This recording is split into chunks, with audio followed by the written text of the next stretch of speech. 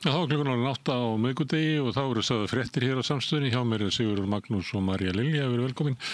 Já, fyrsta frétt í morgun var að Seðlabankinn ekki að lækka vexti. Við erum hérna með yfirlýsingu peningamála nefndar. Það ekki ástæða til þess að lækka vexti og líklega ekki á þessu ári má eiginlega draga álektanir af yfirlýsingunni. Þar sem þeir segja að ekki sé tilefni til að lækka vexti fyrir að verðbólgan nálgist verðbólgumarkmið Seðlabankans sem 2,5%. Banki sjálfur spáir 4,2% verðbólgu á þessu ári sem að þýðir það að verðbólga fari heldur vaxandi á seinni hluta ársins. Þannig hafa verið ekki lækkaði vextir hérna fyrir einhvern tíma næsta ári. Þeir hafa trú á stefnunni. Þeir hafa segja að hún sé að virka. Hún farin að má sjá það á vinnumarkaði að það sé ekki sama þensla á vinnumarkaði hafi áður verið. Það sést líka á húsnæðismarkaði að verð að fara niður, ekki eins mikið upp og áður en samt þurfi að djöflast á þessu aðeins meira. Gera meira því sama að þá komi ykkur betri niðurstað. Já, þetta ekki, svo líka við berum það sama við, stýrivexti til þess að hinn Norðurlöndum. Já, við erum með það hérna aðeins hérna, en ég ætla aðeins að sýna mynd sem var notuð í kosningabaráttunni síðast, það Kristrún með sleggjuna. Já. Hún ætlaði að berja niður vextina. Já. Og það dygði ekki að vera með litla hamarinn hans Bjarna Ben. Nei, nú það er eitthvað Kristrún með sleggjuna. En hún ekkert búin að segja sleggjuna sinni. Nei, hún kannski kemur með hann í september þegar þing kemur saman og mætir hún á sleggjunni. En ég held að ríkisstjórnin sé svona að lenda núna í svona mótbyr sem hún ekki kynst áður. Það til þess að þetta að berja niður vextina, það gengur ekki eftir. Ég held að Tvö tók viðtal núna við stjórnarandstöðuna. Ég með Sigmundur Davíð ég var ekki komið frétt af þessu þarna var út á Austurvelli Arnaróli fyrir hann var það sem hann lagði áherslu á var að ríkisstjórnin var einhvern veginn að klikka og af hverju var ríkisstjórnin að klikka þegar vextina var ekki fara niður og verðbólga var ekki niður hún var ekki að ná tökum á verðbólgunni og af hverju þessi verðbólga það meðal annars út á húsnæðismálunum og það ástæða því að Íslendingar ekki að fjölga sér af hverju þá húsnæðiskreppa það vegna þess að koma svo mikið að fólki hinga inn til landsins Já, honum tókst að snúa þessu upp í það var eiginlega þetta aðflutt vandamál Ég fór nú og kíkti aðeins á það hvernig hefði verið fjölgun erlendra ríkisborgara þegar hann var forsætisráðherra. Það var nú svona slatt í boka en það kemur náttúrulega meiri gusa á eftir. En túristasprengjan byrjar svona 2011, 2012 og þá byrjar að fjölga mjög erlendur ríkisborgurum á Íslandi. Þannig að hann á nú söku á þessu sjálfsökallin. En mér þetta sérkennilegt hjá honum að velja þennan dag. Já, ég mun samt ánægð með þessa mynd af honum. Hann var voðalega sumarlegur hérna í jólnum. Við séum myndin aftur. Hann safna hárið líka. Já. Hann svolítið útigangslegur. Já, svona frjálslegur. Ég kann vel að mynda þetta. Svolítið bleikur í sólinni. Já, það mjög íslenskt. Herðu, en þú varst að segja það að þetta reyndað með ríkisstjórnina og það var Daði Már var í viðtali í Morgunblaðinu á pappír. Hann boðar aukið aðhald ef þörf krefur til þess að vinna á verðbólgunni. Þörf krefur. Já, og það krefur þörf. Þetta þýðir að það verður skorið niður aukið aðhald. Maður gæti túlkað aukið aðhald með því að það mætti líka hækka vexti. Það aðhald í ríkisrekstri að auka afgang ríkissjóðs og getur gert það með því að auka tekjurnar. En ég held að það verði ekki í frumvarpinu. Ég held að verði niðurskurður. Nei, það eru hvort ekki. Hvar munu þeir auka tekjur? Nei, það er bara að koma nýjir skattar, einhver gjöld. Eins og Ég veit ekki, ég er ekki bjartinn á það. Kannski eitthvað svona stemt skuli að sitja á komugjöld vegna túrista eða eitthvað slíks. Ég held að fjármálaráðherra Viðreisnar ekki að fara að leggja á auðlegðar skatt eða á túrisma. Það væri nú ekki vitlaust. Ég held ekki. En þeir getið trúa því. Já. Já, það verður að gera, Ég veit ekki, þið nú fáið þið að útskýra þessi fyrir mér að það sem ég skil ekki í þessu öllu saman að við erum ríkt land og hér fullt af pening og auðlindum og hvers vegna hvers vegna hallar allt? Hvers vegna þarf að skera niður og hvar liggur skekkjan? Það er þannig að til þess að vinna á verðbólgu að þá hægt að nota ríkisfjármálin til þess ef það of mikil þensla, en svo náttúrulega deilt það hvort að það sé. Það var til dæmis það var 0,7% samdráttur í landsframleiðslu í fyrra. Það er ekki spáð nema 2,1% hagvexti í ár sem að þykir ekki á neinu byggðu bóli yfir eitthvað sérstakt þenslu vandamál. Þannig að stundum skilum við bara ekkert hvað seðlabankastjóri að segja. En ef svo væri að það væri þenslan væri vandamál í efnahagslífinu, að þá ein aðferð sem hægt að nota að hafa afgang á ríkissjóði sem bara svipað og að hækka vexti eitthvað, þú bara peningar sem þú tekur og geymir. Og þá það náttúrulega langsniðust að taka af þeim sem hafa mest umleiki sem eru líklegast til þess að fara að eyða þeim, sem ekki fátækafólkið. Þannig það sniðugt að leggja á hátekjuskatt eða auðlegðarskatt eða leggja á skatta á fyrirtæki sem í blússandi góðæri. Eins og til dæmis ferðaþjónustunni eða þetta komugjöld, það að setja auðlindagjald á sjávarútveginn og þar hendur göttunum. Þetta bara að taka peninga úr umferð. En aðferðin við að hækka vexti að taka peninga úr umferð og tekur peninga úr umferð hjá þeim sem skulda mest. Og það það sem fátækasta fólkið og það það sem Seðlabanki vil gera. Og það vinnur saman stefna ríkissjóðs og Seðlabankans að Seðlabankin leggur á skatta á skuldara en ríkissjóður leggur ekki skatta á þá sem eiga peningin og þá getur peningurinn að fara. Ríkissjóður getur þess lagt á bankaskatt eins og var gert á sín tíma. Ég ætla að tala við hann sem núna kannski næsta frétt sem Vili Birgis. Hann ekki ánægður með þetta. Nei. Ég ætla að tala við hann eftir fréttinnar. Og hann hefur verið að benda á það að raunvextirnir sem eru í stýrivöxtunum eru svo miklir að hann að meta það að miða við að ef það hefði bara verið álíka og var á fyrstu áru þessar aldar að þá munar kannski 32 milljörðum sem að Seðlabankinn að vísa frá skuldugum heimilum til fjármálakerfisins. Það verið að flytja peninga og aðgerðin felst það. Og hann segir að það er eitthvað kolvittlust við efnahagslífi okkar. Og ég tók graf sem að tengi þessu, hann Breki Karlsson, formaður Neytendasamtakanna, var að dreifa þessu. Þið sjáið að appelsínugula súlan verðbólgan, það 4% verðbólga í Íslandi, en stýrivextirnir eru 7,5%. Það svipu verðbólga í Bretlandi, við töluðum nú það þegar þeir ákveða að lækka stýrivexti af því að verðbólga var að slá upp í 4%, þá ákveður að lækka þá. Það 3,8% verðbólga svipað og hér, það bara 4% stýrivextir og munur 3,5% sem þá auka álag á út af Seðlabankanum sem lagt á alla sem skulda og náttúrulega gríðarlegur flutningur á peningum frá þeim sem skulda til þeirra sem eiga. En þarna á þessu sést líka að til dæmis Svíar og ekki Normenn að þar eru verðbólgan, þar eru vextirnir í rauninni lægri heldur verðbólgan, eins og í Danmörku til dæmis. Já, það í Danmörku. Það eru neikvæðir stýrivextir. En þá geti eitthvað sagt það og þið hafið nú heyrt til þess að Bjarni Benediktsson sagði alltaf þegar hún var bent á þetta að við bara þakka fyrir að hafa vexti, það bendi til þess að sé mikil þensla og mikil hagvöxtur og þess vegna þarf að hemja það en í öðrum löndum þessu evrusvæðinu þar bara stöðnun og þess vegna eru neikvæði vexti þar til þess að reyna að örva efnahagslífið. Ég held þetta ekki alveg við Danmörku en staðin núna þannig það var engin hagvöxtur í fyrra 0,7% samdráttur í Íslandi, það bara 2,1% og ég þekki ekki það land í heiminum þar sem að Seðlabankastjóri kemur fram og lýsir yfir í að 2% hagvöxtur sé eitthvað stórkostlegt vandamál og hann verði eiginlega að fá lánaða sleggjuna sem að Kristrún ætlaði að nota á vextina og berja niður hagvöxtun. Ég veit ekki hvað maður er að tala. Og ég held að sé alltaf færri og færri sem skilja hvað hann er að tala.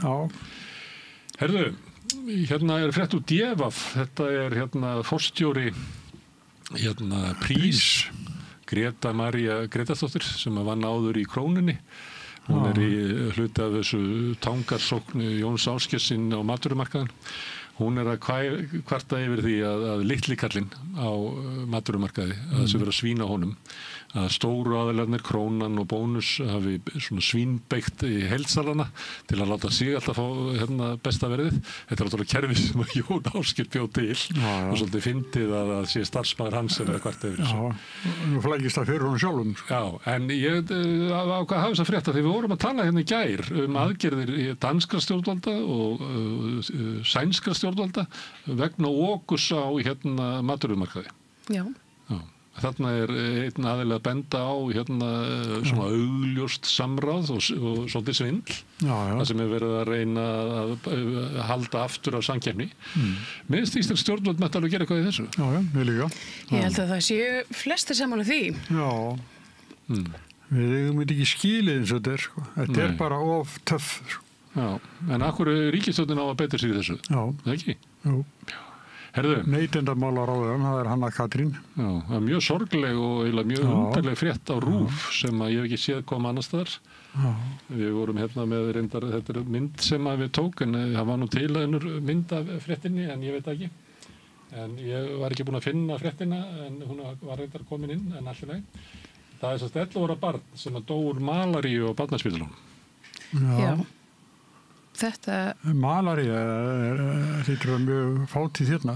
Ég held að það hafi... Þú þarft eiginlega að hafa moskítoflugu til að býta þig, sem smituð hérna. Já, það þarf að vera smituð. Þetta ekki smitsjúkdómur, sko, þetta best á milli út af malaríubiti. Þetta fólk sem hafði verið í Úganda. Þið farið til Afríku? Nei. Þá tekum maður malirón, svona algengasta lyfið til þess að því maður hefur ekki þol gagnvart þessu bitum, komandi úr norðrinu. Fólk sem býr í Afríku, það byggir upp með sér að því að sífellt eru að býta það, börn geta dáið úr þessu, en svona þegar þú ert komin á legg, þá ertu yfirleitt komin með ákveðið þol fyrir þessu. Það eins og þekkt að ef að þú ert Afríkani og fer svo til Evrópu og býr þar kannski 10 ár eða eitthvað, kemur svo aftur heim, að þá varar þið ekki við því að þetta þol sem hafði byggst upp hjá þér, það er horfið. Þannig að þú heldur ekki að þú að fara að taka malirón eins og hvítingi. Þannig að þú tekur ekki malarí og getur malirón eða til önnur lyf líka við þessu og verður veikur og getur dáið. Þannig að ég veit ekki að það kom ekki fram í fréttinni hvort þetta séu Afrikanar sem að snúa aftur eða hvort þetta séu Íslendingar sem að ferðast þarna. Þetta virkilega, þetta sló mig allavega þessi frétt, þetta var virkilega sorglegt. Ég hef ekki heyrt eitthvað sem hefur dáið að malaríu í Íslandi, ég hef bara aldrei heyrt. Nei, og öll fjölskyldan liggur inn á spítalanum, móðir og systkini. Já, þannig að þetta er alveg skelfilegt að heyra. Öll veik. Já. Þannig að við munum kannski koma í ljós á morgun hvernig á þessu stóð. Heyrðu, það við tölum aðeins hraðbankarán í Mosfellsbæ, svona soldum hálfkæringi hér í gæra því að þetta er nú svona hálffórnarlamslaus glæpur að stela frá Íslandsbanka. En það er búið að finna, þetta er nú ekki viðkomandi, við erum að taka það fram, þetta er lögmaður, þekktur lögmaður í Sveinn Sveinsson. Þetta er ekki... Hann er ekki bankaræningi. Hann er ekki bankaræningi. Nei, hann er verjandi bankaræningi, En þetta var viðtal við hann sem hann sagði hann bara gaf sig fram og var að sýna fram á að hann hefði ekki geta verið viðstaddur talaði lögmaðurinn, en svo voru þið að segja mér að maðurinn hefði játað. Já, það var í kvöldfréttunum. Já, það var í kvöldfréttunum að hann játaði á sig og eitthvað gamlan glæp þarna í Hamraborginni. Hann hafði játað hlutdeild í því máli áður. Og Sveinn sagði það að hann yrði einn ákærður í því, bara fyrir hlutdeild. Þannig hann virðist að það játað að það verið átt ykkur hlutdeild að þessu máli, en ekki að hann væri aðalgerandinn en ekki vilja geta það hver að sá væri. Þannig að hljómaði þannig. Þannig að þetta kannski segir okkur eitt, að ef að þið rænið svona hraðbanka, þá er hætt á því að geta ekki hætt, sko. Við erum einmitt að pæla í þessu, sko. Ég er aðleikur bara látið bara fyrsta hraðbanka vera því að þið getið ekki hætt. Við fengið liftar, ég er með liftarapróf. Herðu, við tölum þetta eftir. Það eru alvarlegri mál. Það er móttu að vitna í Haaretz sem er blað í Ísrael. Nei, ég ætla að byrja á BBC herrindar. Það hérna, BBC með frétt sem eiginlega búin að vera út allt að það yfirlýsing eða Ísraels her búin að kalla 60.000 nýja inn í herinn til þess að hefja einhverja hryllilega aðgerðir á Gaza og það sem meira að þeir eru búin að framlengja herskildu 20.000 sem kannski þá eru þeir að auka mannaflann 80.000. Já, þá gætu einhverjur orðið reiðir, þá þarf væntanlega að kalla til svona orthodox Nei, þeir þurfi ekki að fara hér. Nei, þeir þurfa ekki að fara í herinn en það hefur verið reynt núna ítrekkað í bara kringu þetta. En fólk í Ísrael hefur bent á það af hverju fá þeir ekki að fara í herinn. Það hefur aldrei verið tillaga að þeir verði neyddir í herinn. Það var gerð tilraun til þess að breyta lögunum. Ég man ekki hvort það var fyrir 1 ári eða 1,5 en þú eru þeir að draga það fólk á hárinu í herinn. Það er það sem kom í ljós og því hægt. En 60.000 manns eru ofboðslega mikið af fólki. Gazaborg þetta bara rústir einar. Ég talaði við mann áðan sem er staddur í Gazaborg ásamt fjölskyldu sinni. Þau eru þarna eru í einhverjum húsarústum með tjald. Hann bjóst við því að herinn myndi koma bara núna á hverri stundu að víkja þeim frá þessu svæði og eitthvert sunnar þar sem að þeim myndi setja þá upp nýjar tjaldbúðir en þessi maður, hann hefur fengið núna að flakka þannig á milli svæða á Gazasvæðinu í bara, hvað sagði hann, 8-10 skipti. Þannig að þetta er hryllingur, hún er svona hrakin fram og tilbaka með sprengjuregni og hótunum og með börnin sín og allt sem þau eiga. Þá kemur á fréttinni sem ég var að nefna áðan frá Haaretz sem er einmitt að reyna að ná utan þetta. Þarna stendur geta ekkert farið, hafa enga peninga, hafa enga leið til þess að bjarga sér og íbúar Gaza City að þeir hafa 2 kost að velja, það er að láta fjarlægja sig eða deyja. Þetta er sterk vind. Þetta er svakalegt ástand og maður er alltaf að bíða eftir því að það var reyndar að því við höfum svolítið verið að fjalla það hvernig svona afstæð á Vesturlöndum er að breytast og hvernig fjölmiðlarnir eru að breytast. BBC var á sínum tíma mjög gagnrýnt þegar það kom í ljós hversu þau hallaði þeirra fréttaflutningur.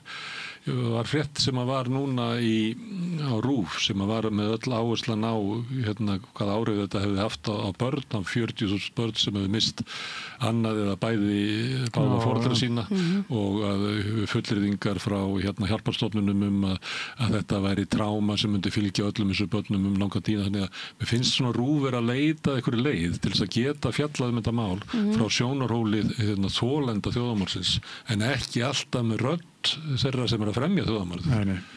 Þannig að RÚV er að leita leið eins og margir, það eru margir stjórnmálamenn og mörg samtök á Vesturlöndum sem er að leita leið hvernig getur við bakkað út úr annarkvort stuðningi eða samþykki við þjóðarmorðinu með aðgerðarleysiðinu og hvernig ætlar að koma og geta að fara að tjá þig það sem að raunverulega er að gerast þarna.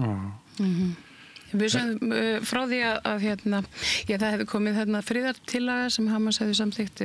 Ég held að það svona liggi nú alveg fyrir að Ísrael ætlar ekki að kvitta upp á hana en þeir eru komnir með einhverjar mótkröfur sem eru svona fremur óraunhæfar og segjast ekki ætla að setjast að samningaborði fyrir en að þeim verði fyllt eftir. Þannig að þetta er svona. Og þeir ætla þarna inn. Ég meina þeir eru búin að kalla til 60.000 auka hryllilegt gerast á Gaza bara á næstu. Já, það er bara þannig. Búið að vera nóg fram að því Og hvernig, og hvernig eigum við svo að halda áfram? Gefum okkur það að bara Gaza verði þurrkuð út og allir sem þar eru, þeir bara deyja, við eru drepnir. Hvernig ætlum við svo bara að halda áfram í veröldinni? Það er það sem ég bara spyr mig að hverjum einasta degi. Ætlum við svo bara að halda upp á jólin og Herðu, ég með frétt frá Le Monde. Við höfum sagt frá því að Frakkar ætla að viðurkenna tilvist Palestínu einhvern tímann í haust og Netanyahu sendir Macron tóninn, segir að hann hafi með þessu kveikt í gyðingahatri í Frakklandi og bera ábyrgð á því. Það náttúrulega, þessi yfirlýsing náttúrulega nýbúin og engin innistæði fyrir þessu sem Netanyahu að segja. Í rauninni ekki því sem Macron að segja heldur af því að ég meina af hverju hann að bíða með að...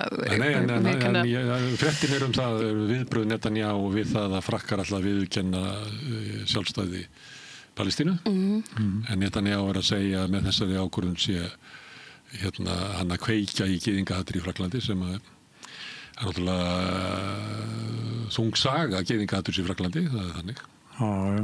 Já, en þetta hefur auðvitað ekkert með gyðinga að gera, það hattast enginn út í gyðinga, það hattast allir út í hryðjuverka menn sem eru að drepa börn á Gaza. Ég ekki að birta þessa frétt til þess að styðja þessum Netanyahu ára. Nei, ég átta mig á því. Það eins og var stuðningur við Mótjara í fyrirtöku á hryðjuverkamáli, 100 studdu hann, við vorum með frétt af RÚV með það. Já, þetta einn af forsprökkum NICAP, írsku rappsveitarinnar sem hefur verið bara, risavaxin, vil ég meina. Þeir gera bíómynd, hafið þið séð hana? Nei, hann, Mótjara, hann var ákærður í maí fyrir að veifa Hezbollah-fánanum á okkurum tónleikum. Þetta, ég meina, þetta í þriðja skipti eða hvað sem hann að mæta þarna fyrir dóminn og að því að fá þessu vísa frá en það voru margir sem hittu og studdan og hann tók það fram og hélt þarna ræðu fyrir framann að með þessu væru stjórnvöld í Bretlandi meðal annars að afleiða umræðuna, láta hana snúast hann og NICAP og hvað þeir gerðu þegar að hið raunverulega væri þjóðmorðið. Það hefðum kannski geta verið með frétti sem svolítið að í Bretlandi þar sem hefur verið að handtaka fólk fyrir að vera með svona stuðning við Palestine Action, einmitt, já. Það sem hefur verið að taka, það eru oft fréttir af öldruðu fólki sem hefur verið að taka. Það var svona teiknimynd, ég man ekki í hvaða blaði ég sá hana, þá var maður sem var að hringja í lögregluna því að það var Kínamaður með stóra sting eins og megasæði fyrir framann að hóta rænlan eða myrðan og þá segir hann eitthvað svona við síman, ég hefði kannski átt að segja að hann í bólmertum Palestine Action, þannig að þá kemur löggan í kvelli, sko. Þetta náttúrulega einhver bara ótrúlegur trúðaskapur í Bretlandi þar sem hefur verið að handtaka, sko, bara þúsundir held ég, fyrir að vera að styðja hryðjuverkasamtök sem gerði ekkert annan að kasta máling og okkur vopn einhvern tímann. Þetta ótrúlegt rugl. Kasta málingu, það hinn stóri klaupur. Herðu, það voru Múlakot eða Múlaborg, nú mann ég ekki hvort það það sem að leiðbeinandinn í gæsluvarðhaldi grunaður kynferðislegt eitthvað ofbeldi gagnvart barni. Það kom svona hliðarfrétta þessu, þar sem að Sólveig Anna að gagnrýna borgarstjórann. Hún var að tala við einhverju, hefði enga innsýn inn í leikskólamál. Ég las grein Sólveigu Annu, hún samfærandi í þessu og bara, borgarstjóri viti bara ekki hvað gerast. Nei, í sambandi við hvort það eitthvað sé undir eftirliti. Við rættum það svolítið í gæra að það hafi komið fram fréttir það að viðkomandi starfsmaður hefði verið undir eftirliti. En það er aldrei almennilega skýrt hvernig það var. Nei. En það sem vegna manneklu þá er bara mjög algengt að starfsmaður sé einn með barni eitthvað þar. Það vantar fólk til að vinna og það er bara þannig að gerist þetta. Það eina sem að mér kannski dettur í hug og nú ég ekki að slá því föstu að svo hafa verið en það eru þetta vinnuskólanir hafa verið með krakka í vinnu inn á leikskólanum og með þeim auðvitað fylgir eftirlits starfsmaður. Ég veit svo sem ekkert hvort þetta hafi verið þannig en það er kannski svona þannig tilfellum sem að fylgst með starfsfólki allavega. Margrét Valdimarsdóttir afbrotafræðingur sem hefur oft komið hingað, hún var að rifja upp að þegar hún bjó í New York að þá hafði verið eitthvað svona mannekla og þá var tilkynnt að ég man ekki hvað það var eitthvað svona kannski þroskaþjálfi eða eitthvað gæti ekki sinnt starfi sín í dag þar sem að það verið of fáir þannig að gæti ekki verið einn með barninu að það er regla svo að starfsmaður má aldrei vera einn með barni. Nei, ekki einu sinni bílstjórar í svona hvað ég var að segja, akstri, eftir skóla akstri. Þetta er ekki normalt í New York, þetta að farið á langt þar eða eru þið á leiðinni þangað? Þú veist, ég meina... Það er bara erfitt þegar það vantar fólki. Þetta er eitthvað, mér finnst þetta allt eitthvað svo erfitt, mér finnst eitthvað svo erfitt að ég skil allt sem er einhvern veginn sagt og mér finnst það bara allt mikilvægt. Við ætlum að finna þá leið til þess að ræða þetta þegar við erum okkur vist gaman að því. Þetta er eitthvað svona óvissa hvert í samfélagi að fara eða hvernig við erum að taka á málum þá. Bara fyrsta skrif að bara fara að ræða það. Herðu, svolítið skrítið frétt á DVF. Látin sjúklingur lá á sjúkrastofu á Landspítalanum í nokkra klukkutíma sem að það er kannski ekki aðalefni í fréttarinnar sko. En málið var að hann var inn á stofu með fleirum og það voru þeir sem voru lifandi á stofunni með honum aðstæður þeirra voru að kvarta yfir því að þeir hafi þurft að þola það að hafa þola dauðan á spítalanum lík en var ekki spítalinn búin að neita þessu? Nei, hann sagði að þetta hefði gerst en vanalega reglan er svo að þú deyrða þá ertu og ef það er ekki hægt að koma þér í burtu eða ég veit ekki hvað þeir gera við líkin hvort það setja í líkhús eða eitthvað ef það er ekki hægt að þá er hinn látni á engastofu sagði einhver starfsmaður Finnst þér þetta vera svona... Mér finnst þetta nú ekkert stórmál hafandi unnið á elliheimili til dæmis. Þar deyr fólk bara mjög oft. Náttúrulega láta líkið liggja yfir nóttina. Það er bara það sem er gert. Á margra manna stofu með öðru fólki. Já, ég meina það er allir inn á stofu með öðru fólki inn á elliheimili. Nei, það er nú ekki alveg það. Eða svona. Á þeim heimilum sem ég hef unnið á og ég meina inn á þessum svona þyngstu deildum þar sem fólk er veikast, þar eru oft margir saman í herbergi og þá er þetta nú yfirleitt þannig að það er bara búið hinn látna það er eitthvað svona tjald sett fyrir og síðan geta ættingja komið og já. Þú vilt verja hérna dauðu í þessu tilfelli við verðum ekki rekað út af spítulunum. Mér finnst líka sko, ég hef alltaf heillað svolítið af eins og svona húskveðjum og því sem að var, mér finnst við alltaf hrædd við dauðan.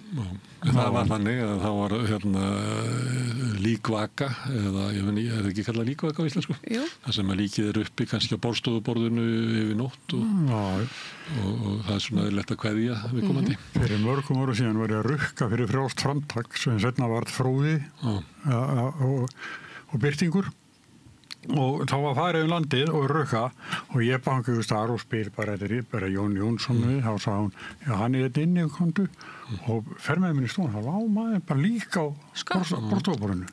Og bauðum þeir að rukka hann? Nei, ég bara fyrirgefðu, sagði og svo hann er búið kaffi í öðru húsi og eftir þetta sko og ég segi frá þessu og þá var maður sem við stættur að segja ég ætla að borga fyrir hann Jón. Hann fer ekki skuldur í hverjuna. Þetta er frétt sem er kannski gömul, þetta er frá blaði sem er gefið út í Bólivíu, El Diario, sem er dagbókin.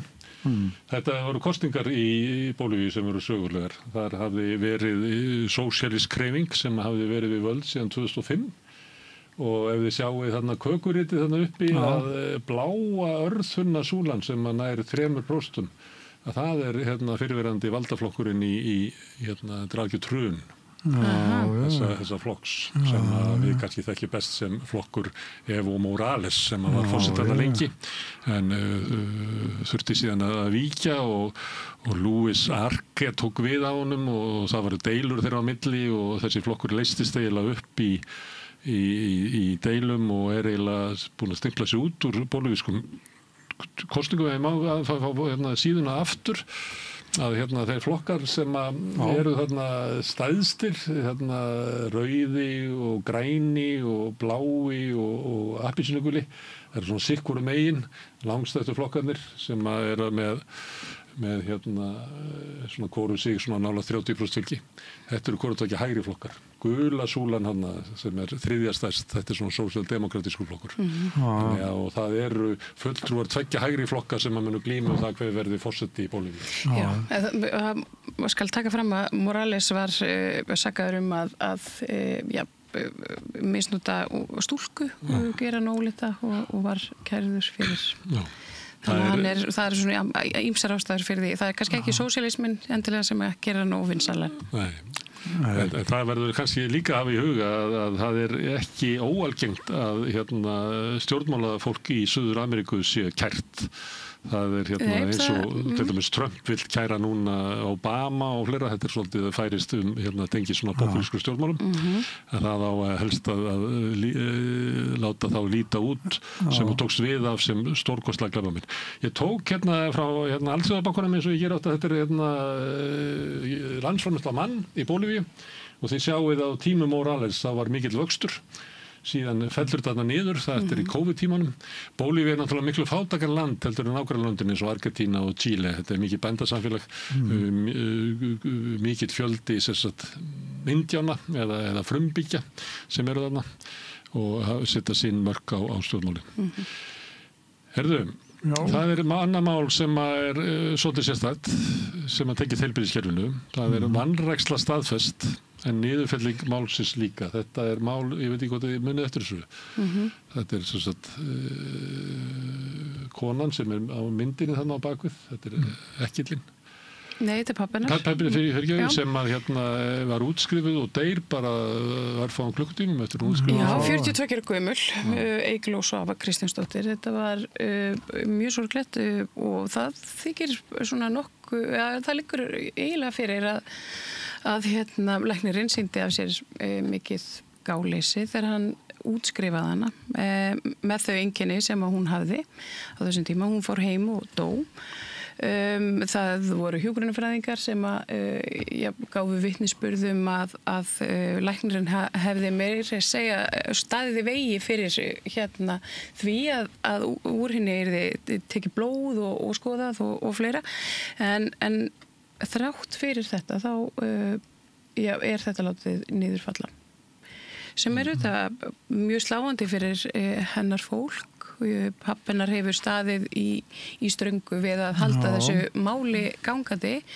Þetta var fellt niður í héraði að með minnir og tekið upp aftur en saksóknari taldi ekki til taldi ekki líkur á sakveitingu. Nei.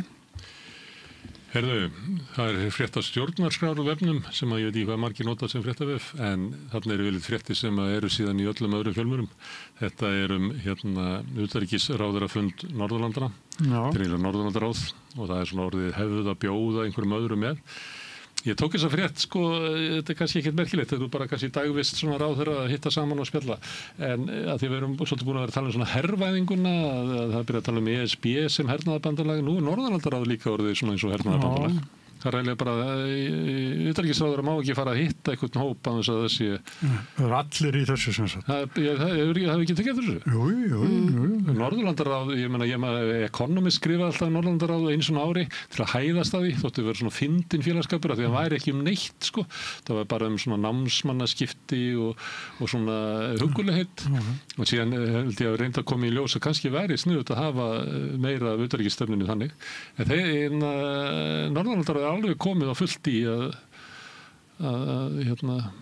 breyta sér yfir eitthvað svona hernaðarbanda. Já, þetta er víst, það er í tísku. Já.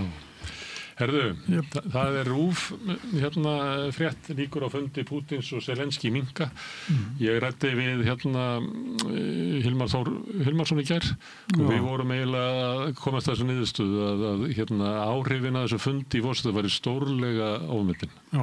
Og ég fullyrti við hann við eiginlega tölum okkur inn á það að eiginlega líkurnar á þessu fundi væri bara að vera að sparka honum einhvers staðar inn í framtíðina og ég ætla bara að benda á að það sem að við Hilma vorum að segja er svolítið að rætast í pressunni í dag. Já, og maður veldur svolítið fyrir sér ég meina af hverju þessu fundur og hvort að það sé eitthvað annað í gangi hreinlega, bara þetta sé eitthvað svona... Nei, það bara málið er að kröfur Rússa og kröfur Úkraínumanna bara fara enga veginn saman. Þannig það er enga líkur á því að þeir nái saman. Einmitt. Það leit út fyrir eins og Trump ætlaði einhvern veginn að tala á móti það sem kemur eiginlega fram í fundinum í Washington og raunverulega strax eftir fundinum með Pútín, hann eiginlega segir að nú sé boltinn hjá Úkraínumönnum að því að hann ætlar ekkert hann er eiginlega sparkið svo frá sér og ef að það er að þá verður ekkert samið Þú getur ekki náð saman einhverju sem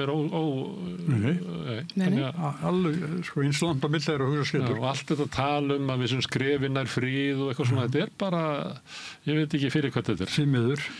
Herðu, ítalska pressan, það hefði mér að vitna í þetta blað, Corriere della Sera.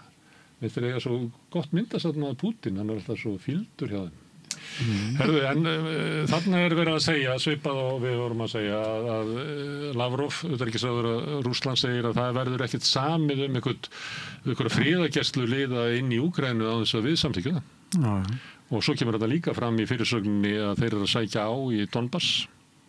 Þannig að þetta kannski svona meiri svona raunveruleiki sem þarna heldur en að var kannski á mánudinum.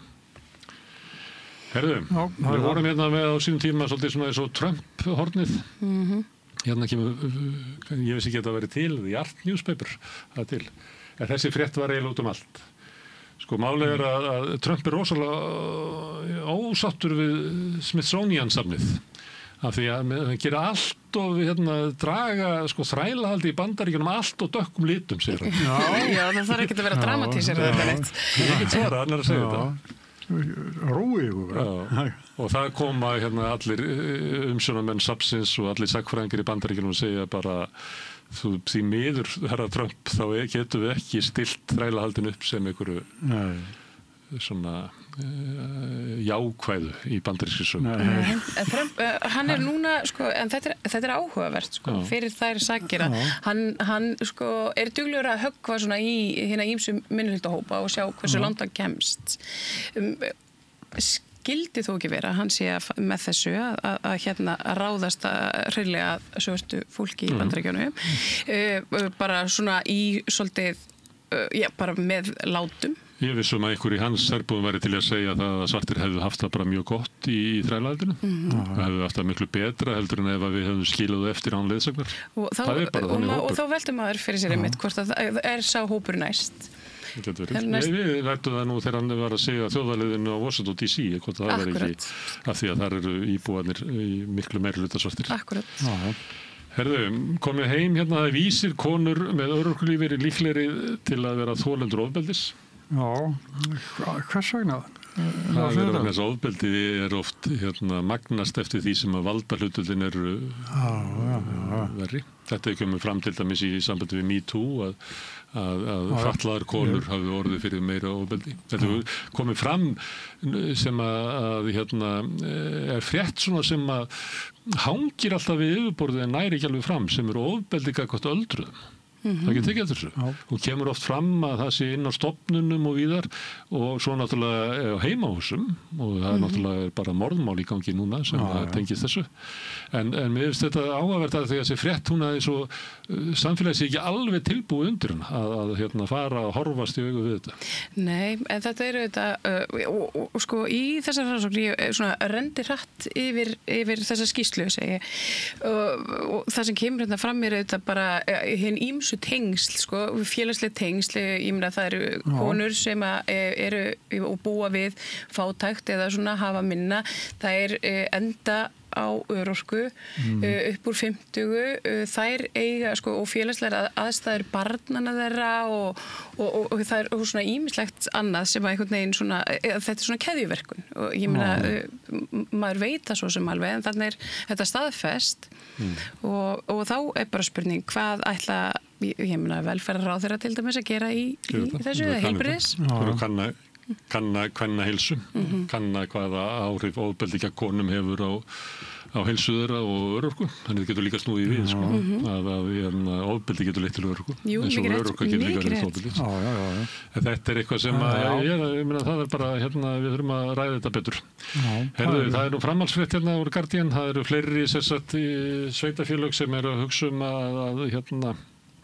að taka mið af þessum dómi sem við sögum frá í gær þar sem að einhvers konar áfrýjunardómstóll kemst að því að það sé óheimilt að vista hælisleitendur inn á hótelum þar sem að það fallir ekki að deiluskipulagi það að hælisleitandi gista hótelinu að það breyti eðli þess þannig að það þurfi að vera sérstök grenndarkynning til þess að það sé og núna fara mikið af sveitafélögum því að umsjón hælisleitenda á vegum ríkisins og ekki á vegum sveitafélagsins þannig að eins og eru komið fram hér til dæmis að það eru leigt húsnæði, Vinnumálastofnun held ég að vera að leigja og einhverju fleiri að núna tæki fyrir sveitafélög sem að vilja ekki fá hælisleitendur til sín að loka þessu, segja að það þurfi að fara deiluskipulag í gang. Þetta er viðbjóðslegt. Þetta er viðbjóðsleg þróun í Englandi og það er bara svona fast á hæla Bandaríkjanna í einmitt þessum svona, hvað ég var að segja, bara fasísku. Það er eitt sem er að gerast í Englandi, sérstaklega. Þeir eru byrjað að flagga svona í ljósastörum, hvað kallar þetta, Union Jack, hvíti fáni með rauða krossin, sem er fáni Englands og þeir flagga þessu víða. Og þetta er náttúrulega svona rasistatákn að þetta eru við gamlu engilsaxarnir sem hengir og þetta er gert svona. Ég veit ekki hvort þið þekkið að þetta er gert í Norður Írlandi. Þar eru hengdir svona fánar og þar er getur það leitt til einhver hryllilegs eða einhver ætlar að taka fánan. Þannig að þú sem mótmælandi hengi þína fána og þú kaþólki þína fána og svo tekur ykkur fánan að þá er það litið á sem árás og þinn málstað og það er svona alltaf eldfimt og það er bara mjög sérstakt að sjá þessa hefð allt í einu birtast í Englandi þar sem á að nota þetta með sama hætti. Það sem er verið að svona merkja sér einhver svæði. Þetta er ekki svo gott. Nei. Herðu, Trúsavíkur, gagnaver á Bakka til skoðunar. Og hvað þarf að gera við hina fabrikuna? Bara lókinni. Þannig rafmagnssnúrunar eru þannig. Og ætla þeir að nota sömu byggingu? Ég held að sé ekki að nota sömu byggingu. Ég held að það sé fyrst og fremst að nota bara... Ég hugsaði, já, ok, það er eitthvað endurvinna. Ég hugsaði, já, ok. Rafmagnsinnviði. Þetta bendir til þess að það eru fleiri að gera sér grein fyrir því að þessu hugmyndum að þetta endurskoða ákvörðunina áramótin mun ekki verða. Þannig að kísilverið á Bakka er farið. Já, og kolabrennsla, líka. Þetta er umhverfismál jákvætt. Þannig að við brennum ekki meiri kol þar. En það er uggur í sveitafélaginu, það er þannig, að missa störf. Vísir, það er með frétt af því að RÚV hafi verið sekta fyrir að vera með of langan auglýsingatíma við áramótasköpið. Það er svolítið típist fyrir RÚV sem aldrei getur hegðað sér eins og svona stóri kallinn. Hann er alltaf svo mikil þjösni. Þeir fóru duglega fram úr og einhver með eigin auglýsingu. Og hver er reglan? Það er eitthvað að mátti vera með 7 mínútur. Já, en þeir fóru með, segjum bara 7,7 mínútur og 20 sekúndur, en svo komið með langa auglýsingu frá sjálfum sér.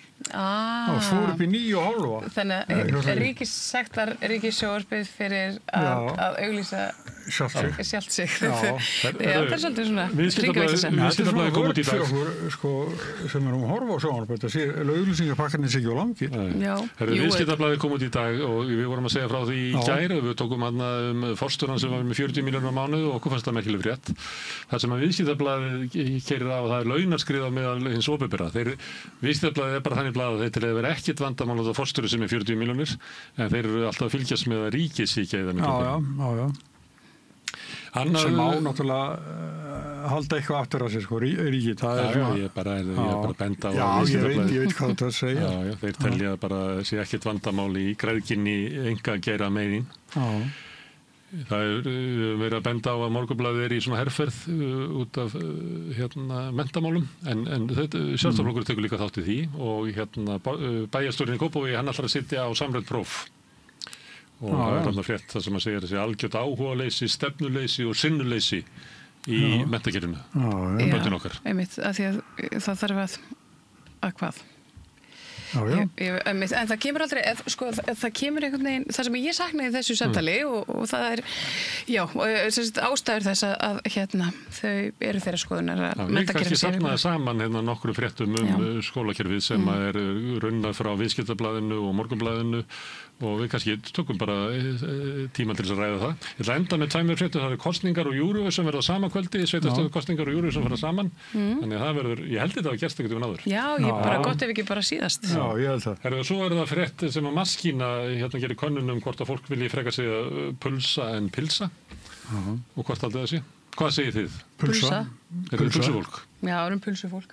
pulsu. Þeir eru í minni Það hluta. er svona smá mótrói í því, sko. Já. Þeir eru í minniluta. Já, það er alltaf. En þeir eru vaxandi. vaxandi minniluta. Pulsufólki var eitthvað 36% eða 33% sem kom upp í 36% eða eitthvað 36 upp í 40. Já. Við fáum okkur pulsu upp á þetta. Já, við gerum það. Þetta voru fréttinnar í kvöld. Sigurjón og María Lilja, kæra þakkir. Við ætlum að gera hérna örstutlé og svo tekur rauðaborðið við. Þið sem eru að horfa á okkur á Facebook og á YouTube, þið verðið að fara út úr þessu þræði og finna nýjan þar sem að rauðaborðið verður. Það er nú frekar einfalt en gangi ykkur vel. Þið sem eru að horfa á okkur í sjónvarpinu, að hlusta á okkur í útvarpinu, þið þurfum engar áhyggjur af að rauðaborðið er næst. Samlokubrauð, maltbrauð, tékkneskt-brauð, súrdeigsbrauð, brauð ársins, Bernhöfts bakari, íslenskt handverk síðan 1834.